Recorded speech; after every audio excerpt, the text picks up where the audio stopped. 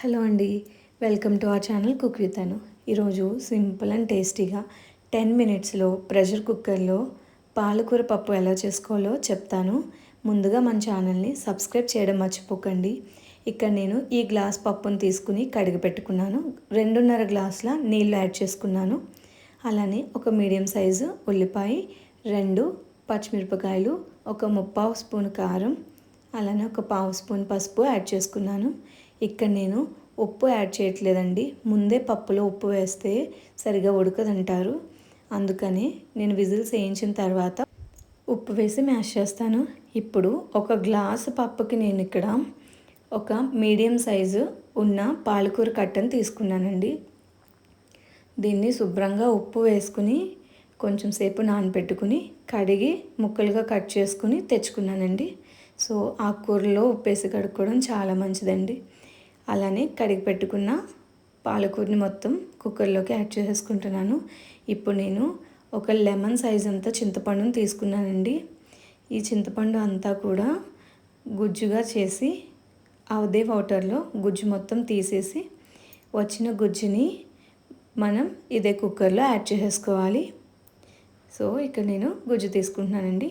దీనిలో యాడ్ చేసేసాం కదా, ఒక్కసారి మొత్తం అంతా కలుపుకోవాలండి. కలుపుకొని విజిల్ పెట్టేసి మ్యాక్సిమం 3 విజిల్స్ పర్ఫెక్ట్గా ఉడికిపోతుందండి.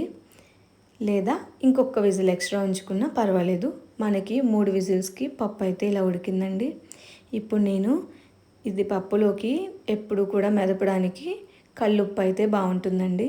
సో 1 స్పూన్ కల్లుప్పుని తీసుకుని యాడ్ చేసుకుని మ్యాషర్ ఉన్న వాళ్ళు మ్యాషర్తో పప్పుని మ్యాష్ చేసుకోండి. నేనైతే ఇక్కడ పప్పు గుర్తుతో మ్యాష్ చేస్తున్నానండి. సో మనకి వేసుకున్న చింతపండు గుజ్జు అలాగే ఉప్పు కారాలు పర్ఫెక్ట్గా సరిపోయినాయండి.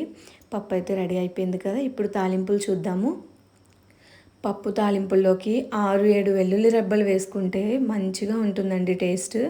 సో ఫస్ట్ వెల్లుల్లి రెబ్బలు వేసుకుంటున్నాను. ఆయిల్ హీట్ అయింది కదా, సో వెల్లుల్లి రెబ్బలు వేయించుకుంటున్నాను.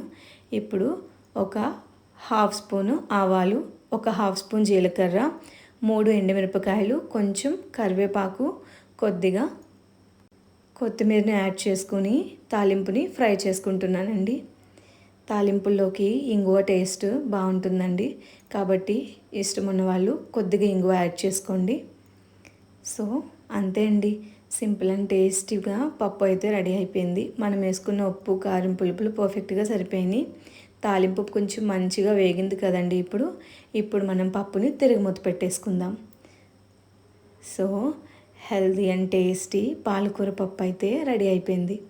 మీరు కూడా డెఫినెట్గా ట్రై చేసి ఎలా వచ్చిందో చెప్పడం అయితే అస్సలు మర్చిపోకండి.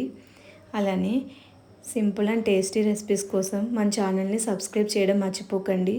మీకు నా వీడియోస్ నచ్చితే కనుక డెఫినెట్గా లైక్ చేయండి.